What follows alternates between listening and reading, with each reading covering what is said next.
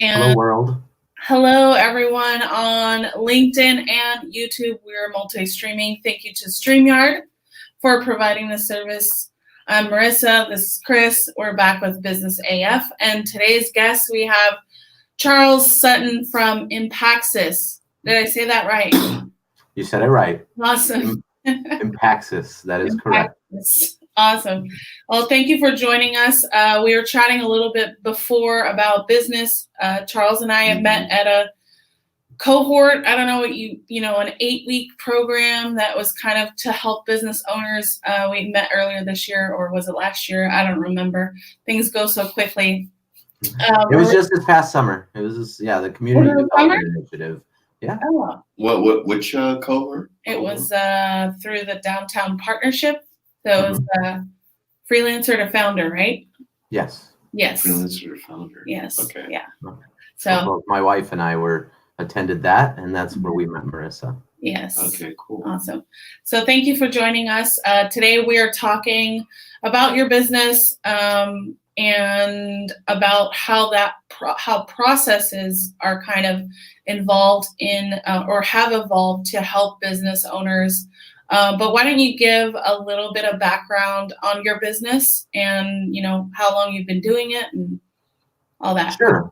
Yeah. So Impacsis is an analytics consultancy here in San Diego. And right now it's a startup, and it's me and my team working with SMB leaders in the tech and service space. And really we're trying to help them tackle their growth goals, leveraging data and research. So, we come in and we talk with the SMB business leaders and understand their pain points, and then try to build them the data tools to help them understand their business, measure performance, and then put plans into place to improve that performance. But all of this kind of revolves around data. And so I'm really trying to come in and get to know them and their business questions, and then understand the data sources that they can access to answer those business questions, or identify data sources that could help supplement their view to the business to give them a comprehensive view. So many of the times it's a company size of about 10 to 50 employees. They're just starting with some data collection.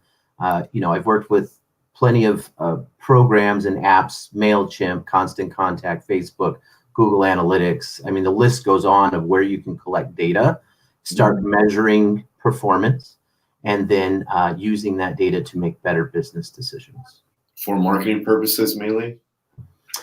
My client base is pretty diverse. Right now, some of my clients are definitely digital marketing. And three of my main clients right now, what I'm really helping them do is, blend their data sources and then build a dashboard, a report to help them understand, are they getting the customer volume? Are they converting customers? Are they converting the right customers? And then in the end, maximizing the value of their kind of customer lifecycle funnel. So it's building them reports, but it's been for marketing. I do it for operations. A lot of the times it's for decision makers of these SMBs, right? So mid-sized businesses that have like a CEO, a CAO, somebody leading the business, a president, a founder, an owner, and really wants to start, developing KPIs and using data to help them understand, how is their business performing? And are there any ways the data can help them see opportunities to improve the business going forward? So what type of because I come from a large corporate company, so we always had KPIs, right? Right. So, but for those that are maybe haven't worked with an environment that has something like that, how do you gather data like that? So like what specifics are you looking at? Because you said things like MailChimp, Google Analytics, but those are targeting different things as well. Right. Yep. Yeah. So I think this gets us to the conversation of process, which is a segue into kind of today's show. And so what I really try to do is I go in and I do a 6-step process. It kind of follows the design thinking process. If you know, are you too familiar with design thinking? Do you think your audience is familiar with design thinking? Maybe. I audience, mean, probably could be not anyone, everyone. really. Okay, Yeah. right. A quick overview of design thinking for your audience members that don't know about it is it's kind of understanding, it's empathizing with the product requester, right? Somebody wanting to build something, wanting to address a problem. So you empathize, you really understand those people, and then you kind of figure out, well, what is realistic? So you brainstorm together with them saying, what do you got? What do you want to do? What are the questions you want to answer? Then you build out some prototypes, something that they can put their hands on and test and really feel whether it's something they like. Then you can expand that out to a larger group to get user acceptance stepped in, having everybody kind of like the tool or use the tool, and then you deploy it for people to use. So it's kind of a 6-step process for any sort of tech company to use. That's what Apple used to build the iPod and plenty of successful tech products out there. Well, I've taken that same kind of framework, and brought that into report development or business intelligence. And so to your question is what resources should I use? It all really depends on the client and their business questions. So the first step is, what are the business questions? What are the pain points that you want to address? Now, for a growing business, a lot of the time that is customer volume, client volume, visitor volume. And so a lot of that marketing stuff comes into play in the very beginning. And so that's where, like, it depends on, like I'm working with a digital marketing company right now, and their data is very much about how well they've optimized their website. So SEO, clicks, right, volume, and bringing people search towards the website. So it's taking a look at those Google Analytics data and helping them maybe blend that with some of their operation or sales data, right, to bring in a comprehensive view of not only how well are you guiding people towards the website, but once they get to the website, how good are you at converting, maybe using Salesforce or some sort of CRM data source to help you understand how well people are converting.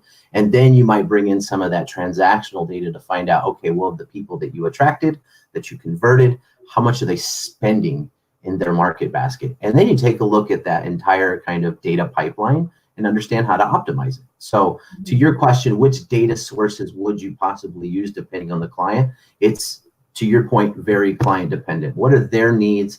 What are the business questions they want to answer? How do they look at their visitors? How do they look at customers? How do they find them? Where do they capture that information? Where do they store that?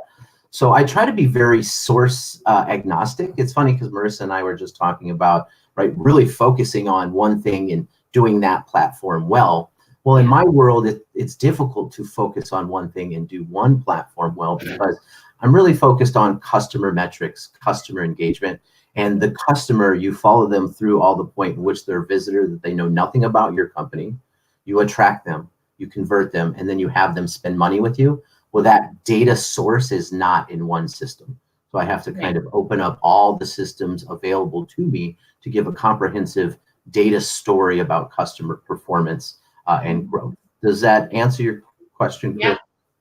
Yeah, because I use tools like, for example, like Mixpanel, like for websites, to figure out, where things are being converted, do we need certain CTAs here, or like how many people are actually staying on this website and then leaving for what period of time, which pages are they visiting or not visiting, sections, and also something called Hotjar. I don't know if you've ever seen that, but it actually shows you hotspots of the screens on people's websites and products, so you can see where people are actually scrolling to, clicking, how long are they being on that page. So showing you all these hotspot analytics as well. It's a really good tool, because I'm a UI UX designer, so like these are also tools that I have to be familiar with, because it's for myself. I have to, if a business or if a client comes up to me and they're building a website that is for like right now, I have a client that's building a game for children right now on the web. So what they're really trying to do is really, because they're targeting kids from 2 to 6 years old, 2 to 6 years. But what they really need to target are the parents and the teachers. So it's not really the children, because the parents are the ones buying the product. Still trying to maintain that balance between childish and still trying to get the adults to be interactive with the site as well. I I have a question for you guys because you guys kind of lost me on like a lot of things. Sure. Yeah, come on. We straight went techie. Let's go ahead and bring it down to straight tech. Like I'm a nerd when it comes to this, but yeah. I think my Keep it question simple. is like, you know, I think a lot of people are scared of data and you know, that's the data doesn't lie, right? But I think, you know, you mentioned something about, you know, the customer journey and really bringing all of the data together because they are in different places, like we talked about, like MailChimp, Eventbrite, Google, Facebook, all of that. Mhm. How do you know when someone needs what you can provide? Because I feel like a lot of us need it, but I mean, can you kind of describe like that process in terms of like working with someone? Like, how do you know that they're ideal for this? Have they already embraced data? They just don't know how to do it or how to build something for them? Yeah. So I evaluate, I come and I just talk to people. I know data is very complex. It can be dirty. It's confusing. I do know that there's people, you know, there's not a lot of trust in it, especially with today with privacy concerns and, you know, robots and just data collection and where we're getting it, IoT and bringing all this information in. You know, there's always data available. And so what I try to do is I go to networking events or I'm on LinkedIn pages, right? LinkedIn groups, usually for mid-sized businesses. And I actually offer a free consultation of, hey, let's just have a conversation about data. You must have some goals. You must have some targets. If the first thing we say is, hey, you have goals and targets, and say, no, I don't have goals and targets, then right there, I have an opportunity to say that, okay, well, let's talk about your goals and targets, right? You know, how many customers do you need to bring in, or how many visitors do you need to bring into your site in order to reach, right, a certain monetary goal? Do you want to have some sort of amount of money by the end of the year, by next year, growth, and really start just talking about, right, getting in their mind, hey, you should be thinking about targets and goals. Right. And then they're like, oh, wow, you know, really, I haven't. Now, let's say they've got targets and goals in place. Okay, well, yes, we do have some growth goals and we do have some maximize value goals for the year. And then I ask them, well, how are you doing? Oh, well, we think, you know, based on some data that's stored over here in Constant Contact and some stuff on Facebook, and we got some Eventbrite data, you know, I think we're growing in some way. And I'm all, how confident you are in that? Well, you know, it's all kind of disparate. It's called, well, what if I could come in and create you a dashboard that gets you a comprehensive view to your business, right? I'll evaluate your data environment. I'll evaluate your business goals. And for free, I'll let you know, hey, in order to get the information you need, these are the data sources you need. In order to get that information quickly and easy to understand, here's the data visualization tools you should put into place. We start off small, get you adopting analytics, get you integrating into your daily business decision-making. And at some point, we want to expand your analytics capabilities. Then we start talking about bigger tools, data visualization tools, things you've probably heard of like Tableau, Power BI, to blend data sources, maybe use Amazon Web Services to get that all into a better spot. So the answer to your question is it starts off with a conversation. Two people talking about data. What are your business goals and how do you use data to get there? And then it really starts to unravel as people think about, well, am I maximizing the data I need to grow performance? They start thinking, have these aha moments. So it's like, oh, well, I collect data here and I do emails and I do Salesforce, or I collect people right in Zoho, collect that information and I can start blending it. Once I get that little bug in their ear of, are you using analytics to think about the growth of your business? It starts to kind of make them think, do I have the right analytics infrastructure to do what I want to do? And that's where the conversation starts. And then from there, I've got a network of people. Like for me, I'll come in and maybe build a quick dashboard, even in simple tools like Excel, just to kind of whet the appetite of my prospects to see, hey, yeah, I could use more analytics to make better decision makings. And then I try to graduate them, right? You know, say, hey, well, you could do this and you could do this. Yeah. To start looking at ROI and to start looking at improvements in customer conversion. Once they see those improvements in their business, they're hooked on analytics. And hopefully from there, I became the trusted data advisor moving forward to guide them along their analytics journey. Yeah, that sounds a lot like, us small business owners, where we kind of have to educate them first, show them a little bit, give them a little taste of what we can do, and then graduate them. I mean, I know it happens for me in marketing. You mentioned something about, telling them about data and showing them. Do you ever have or asking them about data and analytics and how they use it in their business? My question regarding that is, have you ever converted someone who didn't like data to love data?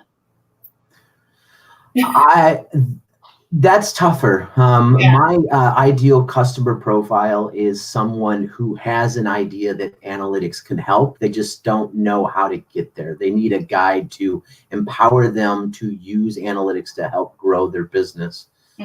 I think data, the word data and KPIs, these are all well known to business owners, but sometimes they don't take a focus on that, right?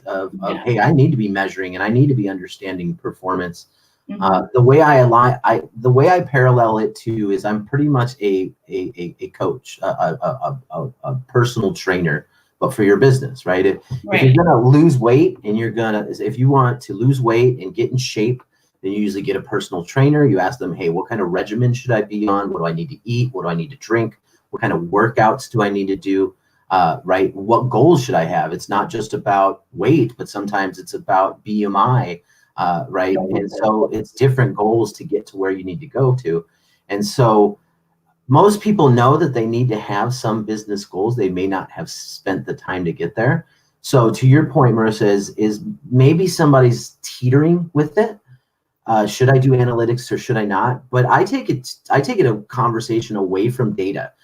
I try to really not talk about data until data is necessary. I have a conversation about, do you want to be smart enough to grow your business? Right. Do you want to know how well you're converting people? Do you want to know how optimized your sales funnel is, right? Oh, you do want to know that? Well, then did you know data is a trusted approach to collect that stuff and give you empirical evidence or proof that what you're doing in your business is actually improving? You can say that I used to get 100 visitors per month. I made this process change. I'm now getting 250 visitors a month. I'm going to keep that process. Or you do a process change and you go from 100 visitors a month down to 50. Ooh, that one may not have worked. But if you weren't measuring it with data and seeing kind of a pre and post evaluation, you wouldn't know if you need to make better business decisions. So it's really a conversation. Don't start with data. Start with how can you add value to their business? And then I add value to that business. I help them optimize their sales pipeline. I help them optimize their customer value by using data and research to get them to that point of improved performance. Yeah, that's how most business conversations should start, not like what you do, but like what value you can provide. So, you talked also about, we're talking about data, and I kind of want to dive into that because around this time is when people start getting like year-end reports. Google released their trends for consumer insights a couple days ago. And what are you utilizing anything that's like in these reports for how you market your business, or are you just fully embedded into like client work this time? Like what are you looking at? How are you looking at the trends right now with data? Yeah, kind of being a smaller team over here there's not a lot of resources to do client work and analytics for my own business. But one thing I did right out of the box, because I knew I had to know from day one, is I built my website, Impacsis.com, and then I connected Google Analytics to it immediately. And now I can, since day one, I've been tracking Google Analytics data to help me understand, like when I go to a networking event, what kind of people are coming to my site, what kind of segments are visiting my site, what's the amount of time that the type of people, segmentation data is where I really, my bread and butter is being able to see customer segments, seeing what customer segments are performing best, and then taking that data as a feedback loop and integrating it back into my marketing efforts to say, hey, based on the sort of people that are interested in my services by what I'm seeing in Google Analytics, what are the types of LinkedIn groups I should start reaching out with and interacting with? Who are the people on Twitter that I should be connecting with? Maybe what are some of the groups that I should be making networks and connections with? And then another thing I think is that I do a lot of data visualization to promote my business on LinkedIn, just to show people what kind of things I could build. Well, I use that data to determine, well, what kind of tools should I build and promote out on LinkedIn? If it's a bunch of marketing people that are visiting my website, then I'll go and build some example marketing dashboards for LinkedIn, so I can then share that on my LinkedIn profile, and I can also share that on my on my website to get the right target customers and helping me understand that. But then also my clients, some of the clients that I work with, I'm doing, I'm helping them build out those same sort of things, helping them understand, well, what are some of the data sources we could use to supplement your insights? What are, one of the clients I work with is marijuana industry, and they're wanting to know, what are some of the trends within their market. I might use Google Trends to help me understand what are some of the keywords that are really popular and bring that information to them. I really just use whatever data is possible. I try again to focus on the business question and then go find whatever data it will take, whether it's primary data, secondary data, whether it's free on site or something I need to go purchase. So I really try to educate, my prospects on, don't go out and just get a bunch of data and throw it together and hopefully something magically will appear. What you need to do is go out and think about what are the most pressing questions, what is the highest priority things that you need to focus on, and then we'll find some sort of data source to help you get there. Maybe paid, maybe free. But what's more important is that you set a pathway for what is it that you want to solve in 2020, and then supplement your decision making with data. Because while data, you said earlier, hey, data is pretty trustworthy. It's it's accurate. Sometimes it is, and it also determines on the interpretation and how people kind of leverage data and use data. So data should be a supplemental tool to your decision making. It should not be the only tool you make for decision making. Yeah, exactly. And you keep that's good to know. And then also, I wanted to ask, because you said you really try to understand the question, right? What's the question of the business? Well, what if the business is not asking the right question? How do you help them find that? So that's my as a consultant, as an analytics consultant, it's a lot of the time my role to tease that sort of information out of them. So I do have 15 years experience within the business world. I did work in corporate before this, worked for Petco, worked for Intuit, have worked with Redbox. So some of the big names in the space, out there making money. But then I've also worked with some small and medium-sized businesses here in San Diego, a couple of startups here in San Diego, a couple of mid-sized businesses. And I also have a background, an MBA, so a master's in business administration. So I actually know quite a bit about business. So if they get stuck and they start being like, well, I don't know the business questions, I always take it back to customers and value. Let's bring it back to simplicity. What is your customer value chain? What is it they come to you for? What is it they're looking to buy? And how much of that are they looking to buy? And so that brings that back to, hey, are you getting the volume of visitors that you want, right? You have to fill your funnel up at the top. And then I start having conversations around that. I bring multiple people in the room to talk about it. I bring some marketing, some operations, some IT, different perspectives on the business, so they can all be bouncing ideas off of, well, what should we be measuring? What should we be looking at? But for me, it's always starts with growth, conversion, and value. They can't answer, can you see volume? Is it improving? Is it improving versus your goals and your targets? Well, then those are the business questions we need to be asking. stay focused on your customers, because they're the ones that they're the ones that buy the products, and they're the ones that will return if you treat them well. So again, it's just like, hey, focus on the customer, focus on the value chain that your business offers. What is it that your product is supposed to, alleviate? And then why would people buy your product? And put data around that data story. That will definitely get clients started on the right conversation. And from there, ideas seem to populate around that core discussion about customers, conversion, and value. Mm-hmm. Right. Okay, perfect. Oh, okay, awesome. My turn. Sure. So you've been in business for some time, and your wife is also your co-founder, correct? Yes. Co-founder. She's my technical project manager. She's normally sitting right over there, but she gave me the office today so we could have a productive conversation. Awesome. Well, tell her hi when you see her, or if she's watching. Hi, Angela. Okay. Yeah. So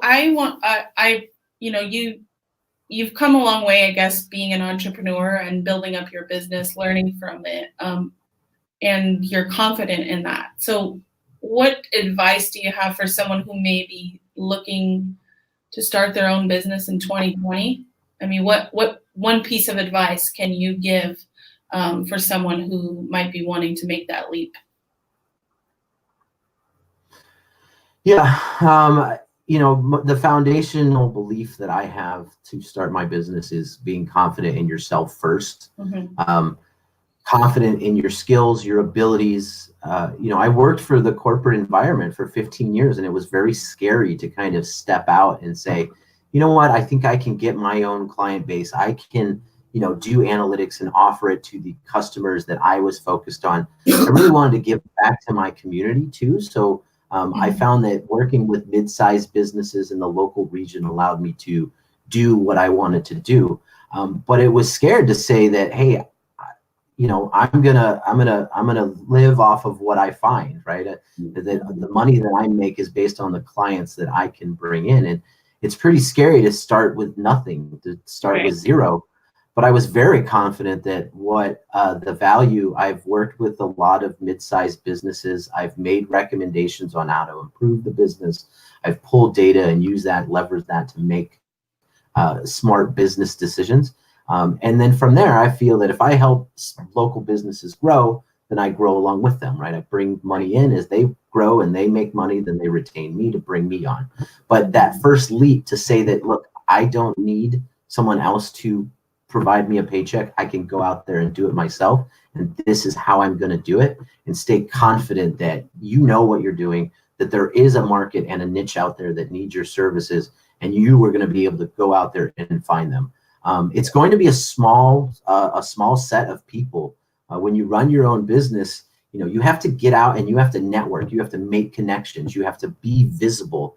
You're running your own business, right? And so I'm not just doing the analytics piece. I'm also doing the sales piece, the customer service piece. And so everything about my business, I have to be very confident that I can find those people. I can convince them my services bring value, and then I convert them into a customer. But if I'm not confident in what I do, right out the bat, my prospects are going to be able to feel that I may not know what I'm talking about, or they may not be able to trust me. You got to come out confident, saying, I'm going to help you. I'm going to help your business. You can trust me, right? I know what I'm doing, and here's what I'm going to do for you. And just keep being confident, because sometimes the phone doesn't ring and you start questioning whether you can actually get clients and whether you can fill your pipeline to fuel your business.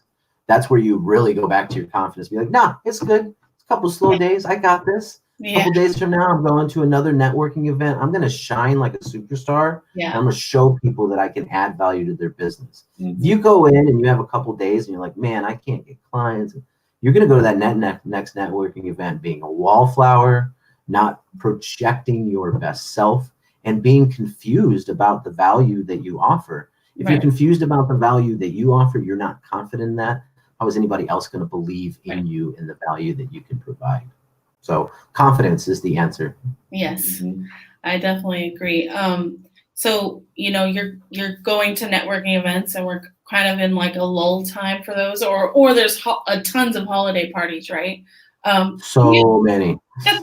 Do you have, we talked about process too. I want to get back just a little to this point. How important is your business process when you go to these networking events? Like, do you have a process in place? Like, I'm going to meet them, they're going to go get an email, or they're going to go to my website. Like, do you have a process for that? Or is it more just free, like I don't really know what I'm going to do when I go to this event?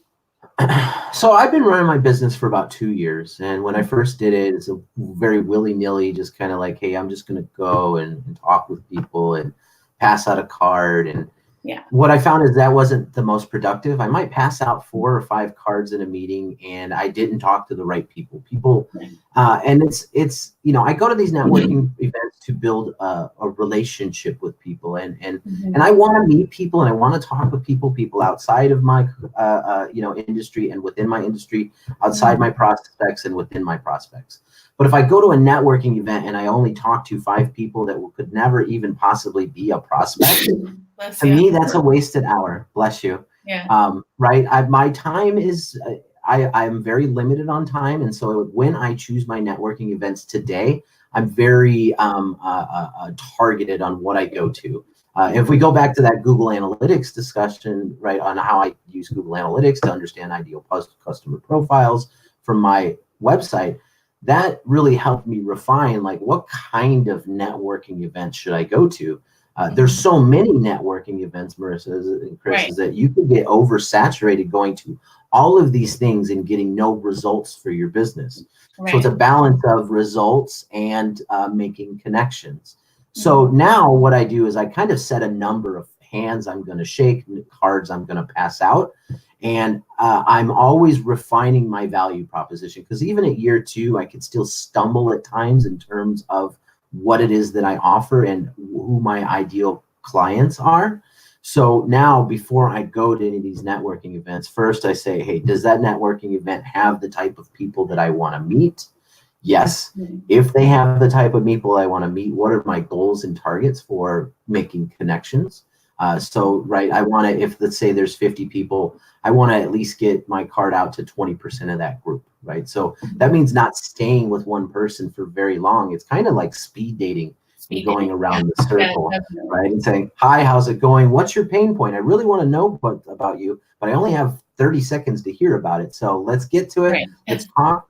And a big pitch I always offer is, hey, I would love to do coffee, happy hour, or lunch with anybody at any time.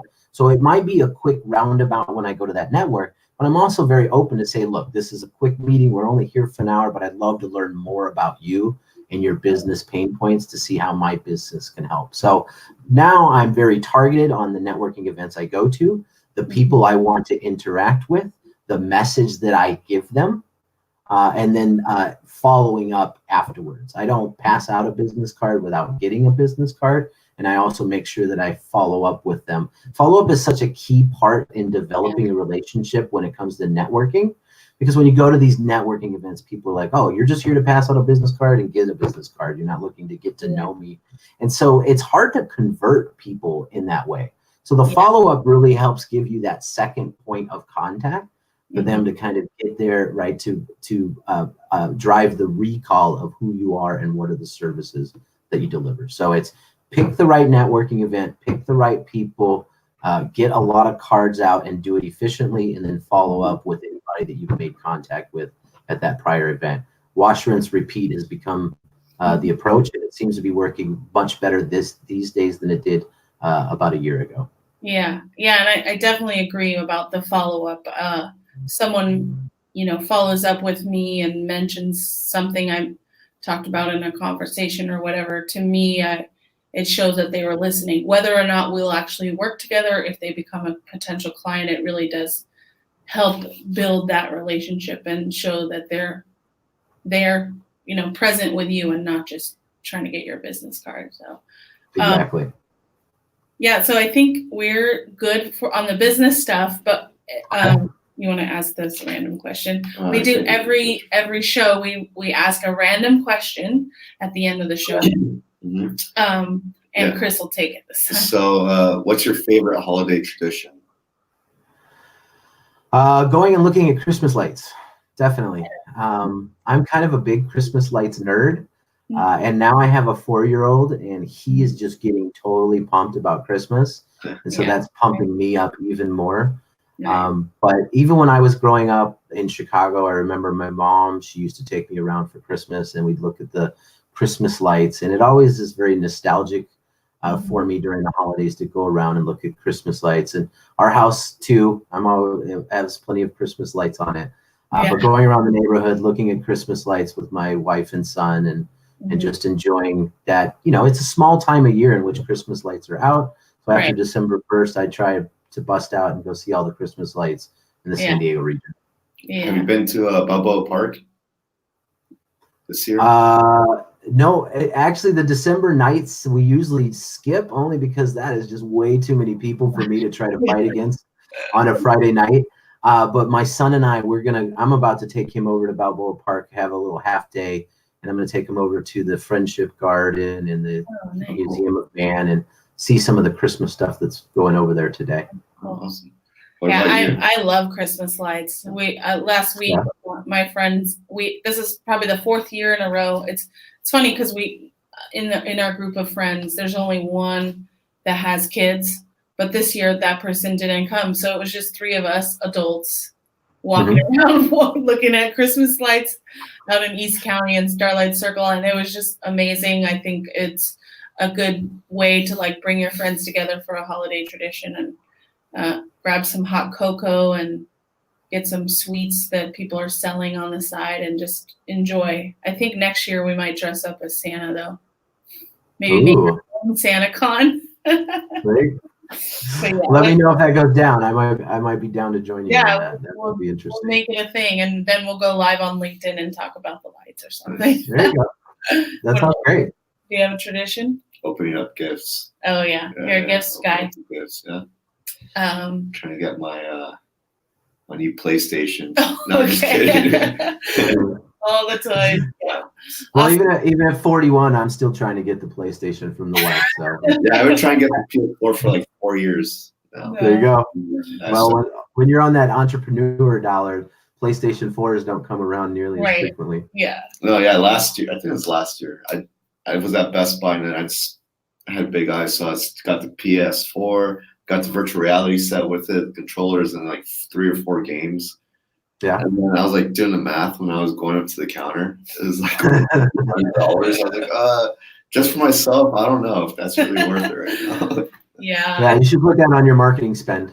Yeah. It's funny because all my friends are like, "Oh, you're gonna buy gifts for Christmas?" I'm like, yeah, we'll see. It's not in the budget right now, or maybe it is, depending on. Well, we cook a lot. So Angel and I, we've kind of moved away from buying gifts as much, and we cook a lot because our family's a little bit older. My mom or my dad, he's a little bit over 65. My great grandma's in her late 80s. So what we've swapped to is cooking for them and like frozen meals and stuff. So that way throughout the year they've got food, and it's still a way to give a gift without breaking the budget. So something to think about. Yeah, definitely. Yeah, I think I'm a crafty person, so I think I'm gonna make some frames, like frame some things and maybe design some stuff on Photoshop or something like that and give them as gifts. So okay. But I want a business AF t-shirt. That's I want a hat too. I actually got a jacket on Amazon, and it was the brand is Andy's Forest, and the little logo says AF, and I was like, oh, I think I'm getting that. AF, and it totally is awesome. I'll have to share a picture, but yeah. Yeah, let me see that. That'd be great. We should definitely. We're totally getting at least stickers. Give shirts to people who join. Definitely. Right. Well, thank you, Charles. We really appreciate your business knowledge, your, all of your insight to your business Impacsis. And if people want to connect with you, they can connect with you on your website, obviously, same as it's shown on the screen, or on Twitter, which is where we like to hang out, and LinkedIn, right?